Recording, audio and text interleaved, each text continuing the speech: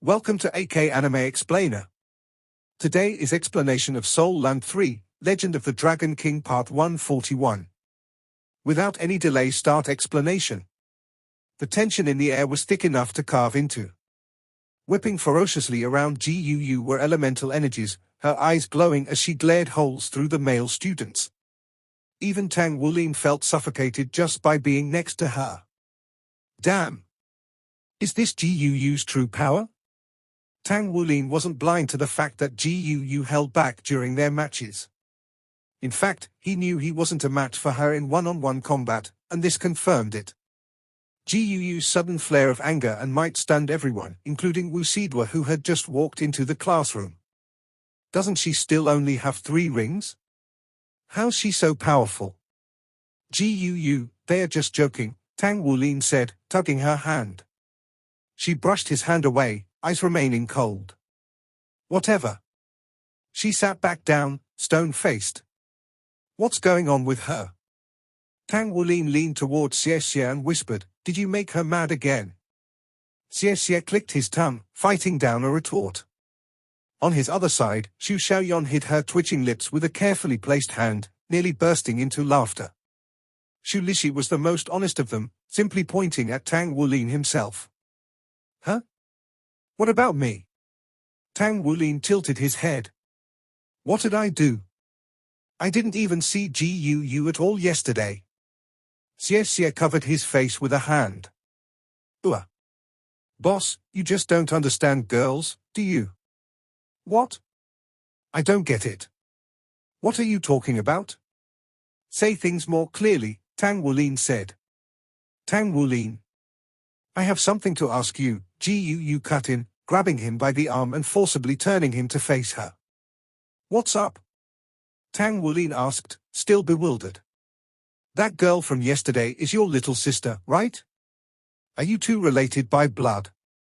Guu stared him down with the intensity of a storm. Yep. She's my sister.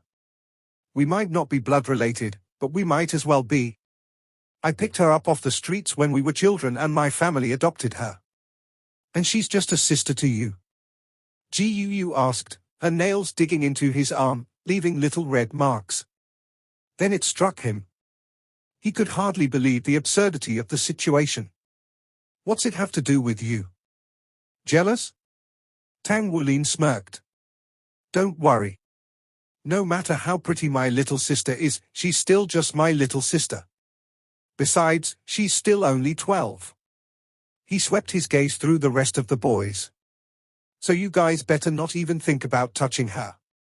Unless you want to get beaten to death. She's only 12. Goddamn, she's pretty though. Yang Nianxiao exclaimed. Tang Wulin shot a glare at him. My bad, class president.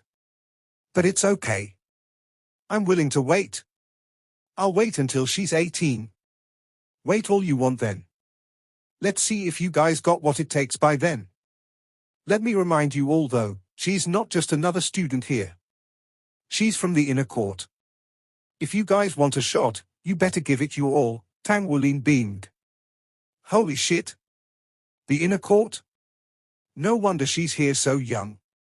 She was actually an inner court student. Class president, you're too much. This kind of encouragement is just... Damn it. I don't care anymore. I'll work myself to death to make it into the inner court. That's enough now, guys. Class is about to start, Tang Wulin said, calming and dispersing the crowd. From the corner of his eye, he saw Wu Zhongkong enter the classroom. Then he glanced at Guu. Her expression was much better and she sat prim and proper, as if she hadn't been about to raise hell a few minutes ago. Tang Wulin nudged her shoulder, giving her a coy smile. So you're jealous, huh? Go away. She rolled her eyes. Tang Wulin chuckled and shook his head. Geez. Just all you kids got your minds in the gutter. We're still too young for that kind of stuff. We should be focusing on our studies and cultivation instead. In case you haven't realized, we're not even 15 yet. Screw off. What's it matter to you what I've got on my mind? Fine, fine. Do whatever. Tang Wulin retreated, stifling more laughter. Behind the lectern, Wu Zhongkong felt a strange mood in the air. He stood there, astonished to see the atypical sight of his students more focused than usual, absorbing each and every one of his words like a sponge. It made the lesson seem like it passed by quickly. For anyone who signed up for this afternoon's mecha classes, make sure you're not late. That's it for today, said Wu Zhongkong. Class dismissed. He made for the door and left. Tang Wulin stood up and stretched, his mind turning to the afternoon. He knew the basics of mecha piloting and it had been more difficult than he had imagined. Fortunately, as a soul master with vigorous blood essence, he could bear the physical burden. Guu, let's go grab lunch together, Tang Wulin said. Okay. He turned to the others. Hey Xie, Xiaoyuan, Xinglan, Lishi, let's all go together. I'm good. I gotta go visit the Tang sect in the afternoon, so I'll just eat there, Xie answered swiftly. Xu Lishi scratched his cheek. I can't either. I've got some stuff to handle with Big Sis Xinglan. You guys go ahead. Sorry. I need to go study. I got an important mecha designing class in the evening, so I'm just gonna get a quick bite then go review the class notes. I have to cram it all in during lunch since we got piloting class in the afternoon, Xu Xiaoyuan said. They are all ditching me. Tang Wulin was speechless. Left with no other option, he left for the dining hall with just Guu. What are you feeling? I'll get it for you, Tang Wulin said. Anything's fine, Guu answered sweetly, not a trace of the morning's fury in sight. While Tang Wulin inhaled plate after plate of food, Guu watched patiently, having long since finished her own meal. When he finally finished, she took out a napkin and wiped clean his mouth. There was no hesitation, as if she had done this thousands of times before. But Tang Wulin was still taken aback. Let's get going. You need some time to digest and you got piloting class in the afternoon, right? Guu said as she stood up and made for the exit.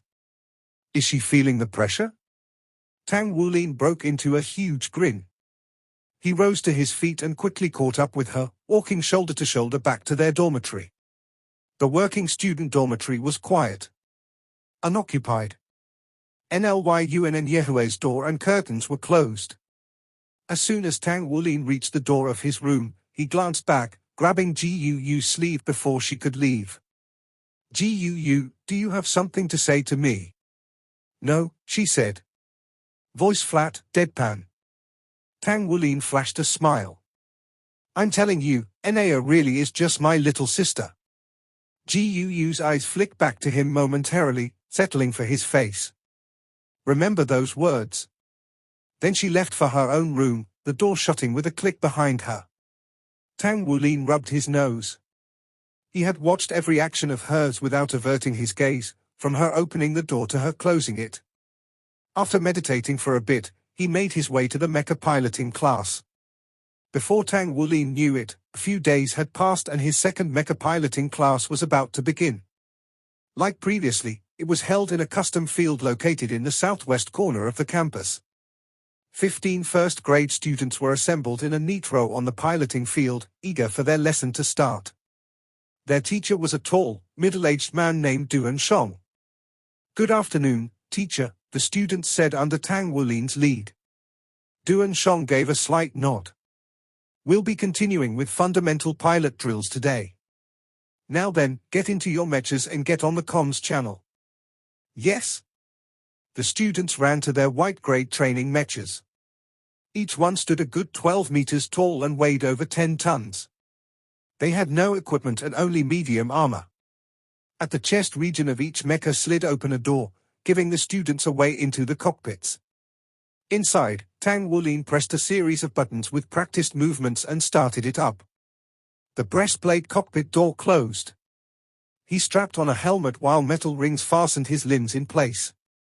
In front of his hands were a pair of small keyboards that allowed for small adjustments to optimize mecha operations. Although modern mechas were operated from circuit cores amplifying and translating pilots' movements into information understood by the mecha, actions of a more fine-tuned nature still relied on a technology of days past, the keyboard. Unit 1 connected to channel, Tang Wulin said after flicking a switch. A moment later, all 15 students reported in on the comms channel. Good. Now let's get started, Duan Shong said. First, always remember that balance is crucial to mecha piloting. By the end of this course, you'll be operating mechas like they are an extension of your body. So then, how do you make your mecha move nimbly? His own mecha shrugged, arm-like appendages unfurling sideways in a wave. Well, you have to be nimble yourself to begin with. Then you have to project yourself onto the mecha. Understand what it's like to have a 10-meter tall body made of a dozen tons of metal. The operation systems installed are really sensitive. The slightest mistake will be reflected. Hidden in the safety of their cockpits, several of the students fidgeted nervously. So, the very foundation of this is balance. Now follow after me. Raise your left leg. The students were just beginning to learn how to pilot, so starting with the fundamentals was crucial. Even for Tang Wulin, with his superb physical abilities, he needed 2 classes before he could properly balance in a mecha. All right. Teacher Duan said I need imagine myself being as huge as the mecha, then I need to find my balance. Tang Wulin was also only student who didn't fall over during their first session. Mecha piloting was strenuous and deliberate work. Even the slightest twitch in the pilot's muscles would be reflected in the mecha's movements. The pilot had to maintain absolute control over every muscle to control the mecha properly. For example, a single muscle going taut in the arm would cause the mecha's arm to move as well. If they were shooting a soul cannon, that would affect their shot's trajectory. Piloting was a practice of controlling one's own body. This control was the foundation required of any hopeful pilot. Good. That's enough drills now. Does anyone want to volunteer to demonstrate some more advanced movements? You kids can choose whatever you want, Duan Shong said through the comms channel. Tang Wulin's mecha did a little hop. Teacher Duan, let me do it. Okay. Come over here, Duan Shong said as his mecha pedaled backward to the center of the field. His expectations were high for Tang Wulin, class president of the first grade. In all his years of teaching piloting, Tang Wulin was the first class president to sign up. Generally, all class presidents had a solid chance of making it into the inner court, so they spent all their time on either making battle armor or cultivating. Tang Wulin, on the other hand, signed up for the class and attended with genuine enthusiasm. He had a talent for piloting too. With his powerful body, he quickly progressed. Duan Shong couldn't be more satisfied with him.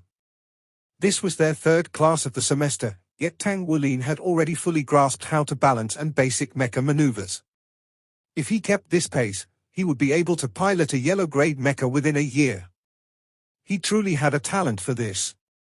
Tang Wulin lifted a leg and made his mecha take a step forward, ever so slowly. Then he took another, and another, onward to the center of the field. Excellent. Your balance is really good, Duan Shong said. When Tang Wulin finally reached the center, he let out a deep breath and calmed his nerves. His senses were spread outward, his spiritual power encompassing the entire mecha. Become one with the mecha. One with the mecha. He raised his arm and lifted a leg, then brought them back in, slowly and steadily. Not a bit of impatience could be found in his body.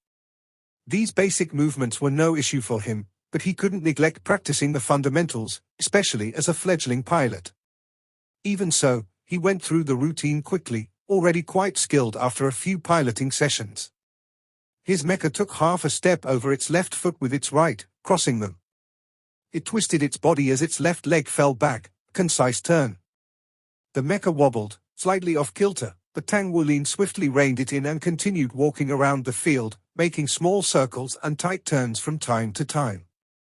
His mecha moved far quicker than in the beginning, but it was still by no means fast. He quickly picked up momentum, the mecha's movements becoming more and more fluid. Duan Shong narrowed his eyes, watching in disbelief.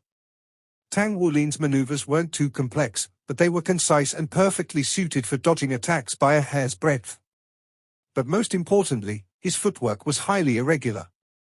Without any sort of rhythm, it would be hard for enemies to hit him with attacks.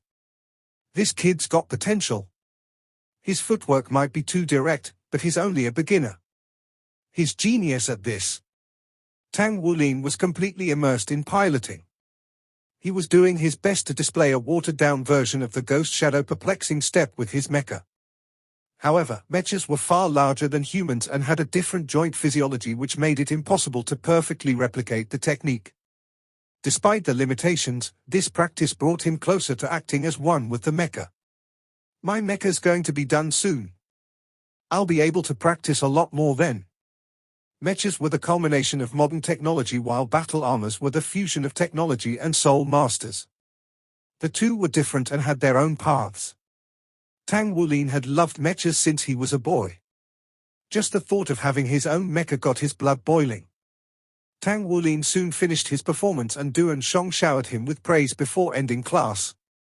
After leaving the mecha field, Tang Wulin returned to the dormitory to go shower before going cultivating for the night when he ran into someone unexpected. Guo Xiaoxiu was waiting for him. "Hello," Tang Wulin said, unsure of how else to address the man. Guo Xiaoxiu smiled kindly. "Come with me. I have some things to talk to you about." He led the way out. Tang Wulin was happy to oblige. Guo Xiaoxiu was one of the higher-ups of the Tang sect, and Tang Wulin owed a lot to the sect. Without the mysterious heaven method, he wouldn't have been able to cultivate faster and make it into Shrek Academy. He also knew about Xie Xie joining the Agility Hall to learn from Liang Xiaoyu. Are they looking for me to specially train me too? The image of the profound depth of Guo Xiaoxiu's eyes flickered into his mind and excitement bubbled up. Guo Xiaoxiu led Tang Wulin to the middle of a forest before stopping. "Hello, Wulin, I'll be speaking on behalf of the Tang sect today." His kind smile set into solemnness. "Yes." Tang Wulin's nodded with resoluteness. "Do you have any interest in entering the Tang sect's inner halls and joining the battle hall?" "Battle hall?" Tang Wulin asked. He didn't have much knowledge about the inner halls. Guo Xiaoxiu nodded.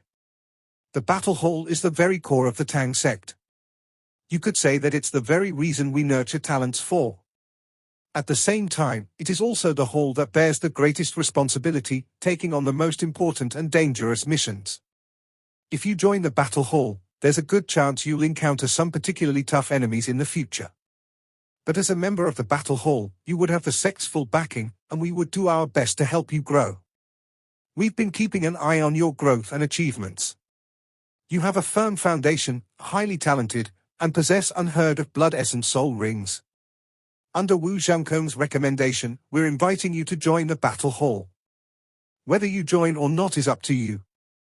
Tang Wulin had heard mentions of the battle hall, enforcement hall, and holy hall before, but he only knew a bit about them. He knew that the enforcement hall dealt with upholding the sect's rules and punishing rule breakers, and that the holy hall only admitted exceptionally powerful soul masters. But he didn't have any idea what the battle hall did. "General Manager Guo, could you possibly tell more about the battle hall first?" Guo Xiaoxiu bluntly said, "There's not much I can tell you. Battle hall is the core of the Tang sect. Until you join us, everything is classified. What I can tell you, however, is that this world is not fair. Evil lurks in the shadows and there are many problems the Federation can't handle by itself. The battle hall is the one that takes care of those matters. We don't brag about our exploits. We simply defend the weak and destroy evil. One of our biggest enemies are evil soul masters." A shiver ran down Tang Wulin's spine as his mind flashed back to Mo Lan in a coma. She was fortunate to have recovered, but would never be able to act as a train conductor anymore due to the lingering effects. Now she resigned herself to working in an office. No matter how many rewards the Federation showered her with, the damage done to her was irreversible. Tang Wulin had witnessed with his own eyes just how little regard evil soul masters held for life. "I'll join," Tang Wulin answered, his thoughts only serving to solidify his decision. Throughout its long history, the Tang sect had always stood on the side of justice. The heroic deeds performed by the Tang sect was the reason why he originally joined them. From Guo Xiaoxiu's vague explanation of the battle hall, Tang Wulin had an inkling of what he was signing himself up for, and he was certain this was what he wanted. Guo Xiaoxiu cracked a satisfied smile. Welcome. Now that you're a member, I can tell you more about us. The members of the Battle Hall don't follow the same ranking system as the rest of the sect. The members of the Battle Hall are called agents. There are 4 classes of agents: white, yellow, purple, and black. We currently have about 200 agents. As a new recruit, you'll start out as a white class agent. All agents receive a monthly salary of contribution points. That's how important our work is. The only requirement is that you complete at least 3 missions a year. For members who also happen to be students like you, only 1 mission a year is required. Of course, you'll be rewarded for completing those missions as well. Furthermore, Battle Hall agents enjoy certain privileges other sect members don't. Don't let any of this get to your head though. I guarantee you will face danger in your missions. When that happens, prioritize your own safety over the mission's completion. For the remainder of your time in school, I suggest you schedule to complete a mission over any extended breaks you get. Missions take quite a few days. Got it, Tang Wulin said. Now let's get you registered. Follow me. Tang Wulin followed Guo Xiaoshu to the Tang sect headquarters, where they entered an area he had never been to before.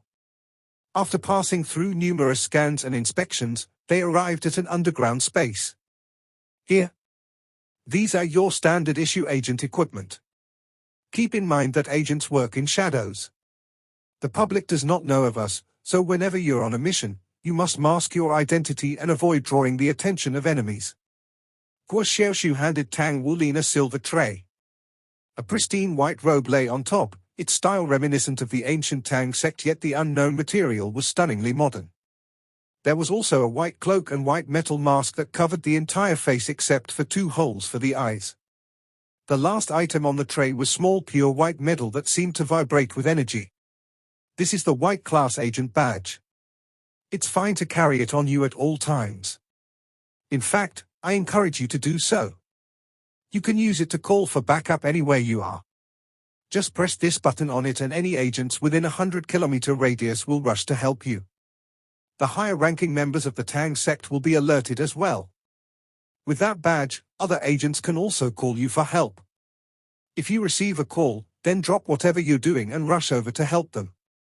Understood? Tang Wulin nodded. You're an agent now, but due to your young age, you don't have to take on any missions yet. Just focus on cultivating. In order to become a yellow agent, you need to become a 1-word battle armor master and complete 10 missions. The monthly allotment of points and missions available also differs between classes of agents. The privileges granted are different too. General Manager Guo, why do you have so much trust in me? Don't I need to take a test or something to enter the Battle Hall? Tang Wulin knew it was important for an organization to have a strict recruitment process. Guo Xiaoshu chuckled. While I am the general manager of this Tang sect headquarters, I'm also the master of the Battle Hall. Your test started the day you joined the Tang sect. We've been observing you these past few years, taking note of your character, actions, and achievements. It's only now that we decided to invite you. Just take your friends for example. They weren't invited to join the Battle Hall with you because they don't have the qualifications yet. In a way, you got in with bonus points. Your heroic actions during the 2 terrorist incidents tipped the scale in your favor. Sacrificing yourself for the sake of others, even when faced with an impossible enemy, is worthy of praise. You're right, usually there is a test, but you're just so outstanding that we can skip that part. Now that you know this, don't let it get in your head that joining the Battle Hall is easy. You're just too great. Shock gripped Tang Wulin. He had never expected the Tang sect to know this much about him. Come, let's give you a taste of just what the Battle Hall has to offer. Guo Xiaoshu led Tang Wulin into another room. The room rumbled and began descending, revealing itself to be a gigantic elevator. When the elevator stopped, a path opened up and they ventured onward. They soon stood before a gigantic sliding bronze door with numerous mysterious symbols carved on it. In the field of space research, our Tang sect, the Federation, and the Spirit Pagoda each have our own strengths. The Tang sect specializes in pocket spaces. Go in and search for a space suitable for yourself. The system will tell you how long you have in there. It should be about 12 hours. 12 hours. Tang Wulin did a quick calculation in his head. 12 hours later would still be early morning of the next day, so he shouldn't be late for class in that case. Okay. Tang Wulin pushed against the heavy door, slowly forcing it open to reveal a portal of shimmery light behind it. A sign above it read, Battle Hall. This was the entrance to the pocket space of the Battle Hall. Taking a deep breath in and calming his nerves, Tang Wulin cautiously stepped through the portal. The scene before him immediately blurred. Light flashed past his vision, making him feel nausea and battering the shield of spiritual power protecting his mind. A moment later, everything righted itself and he could see his surroundings. He stood in a long corridor, indistinguishable from the one before. Taking a look behind him, he saw the portal he had just come out of. It was quietly closing, the last of its shimmering glow disappearing a second later. Huh. I haven't eaten dinner yet. Tang Wulin pouted. Bah. Whatever. Since I'm here already, I'll just have to press on. I can endure the hunger tonight. The corridor was similar to a cellar, only about 5 meters wide with doors lining the walls. Tang Wulin continued onward, looking at the signs on each door. The first sign read Hall of Heroes. Hall of Heroes? Isn't that where I took my entry test to the Tang sect? I can enter the Hall of Heroes here? Despite his curiosity, Tang Wulin didn't immediately go in. He wanted to know all his options before making a choice. Walking further, he saw some familiar signs. There was a design room, making room, blacksmithing room, mecha piloting room, a battle armor fusion room, and so on. Eventually, he found a plant-type cultivation room as well. There was a room for every purpose imaginable. Is this space used for raising Tang sect members? I wonder how it compares with the ones at Shrek Academy. In the end, Tang Wulin chose the plant-type cultivation room. Since it was his first time here, he decided to play it safe. As soon as he stepped inside the plant cultivation room, Tang Wulin almost tripped. How is this a room? This is already an entire forest. A dense thicket of trees surrounded him. There were no paths discernible, nothing but towering trees that stretched toward the skies. The air pulsed with vitality, a single breath enough to fill him with vigor. His ears caught the distinct melody of bird songs. The whole experience almost surreal. This place reminds me of somewhere else. Tang Wulin gasped. Right? The Spirit Ascension platform. The platform is modeled after the Great Star Doe Forest, so if they are so similar, does that mean this place modeled after it too? But the life energy is a lot thicker here. And the plants are more lush. Wow. Shrek Academy's cultivation space is nothing compared to this. This place has 3 times the energy density. I can cultivate way faster here. Mindful of his limited time, Tang Wulin immediately sat down cross-legged and began to meditate. His eyes closed, he sent his senses outward, entangling with the life energy around him. Then he absorbed the energy, fully descending into a deep meditative state. Time flew by. Tang Wulin finally stirred awake at a faint disturbance. When he opened his eyes, he was astonished to find himself back in the corridor of rooms. The portal of light was right before him. So my time is up. Tang Wulin understood immediately. He felt invigorated after his cultivation session and was happy with his progress.